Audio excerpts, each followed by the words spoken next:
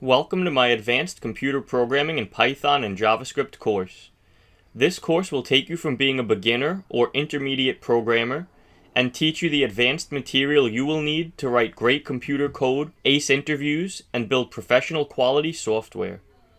The course is broken down into three main sections. First, we will learn about the advanced data structures like linked lists, trees, and graphs, and how to implement them in Python and JavaScript. Then we will learn about searching and sorting, and we will learn how to implement the most common searching and sorting algorithms in computer science using Python and JavaScript.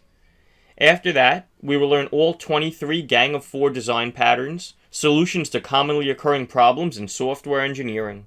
We will get hands-on experience implementing them in Python and JavaScript. All of the skills taught in this course are meant to give you an advanced understanding of computer programming and to give you serious skills in Python and JavaScript. If you have any questions or are confused by anything, feel free to post the question in the course Q&A forum, and I will be happy to clear up the question and leave you with a better understanding of the concept you are struggling with.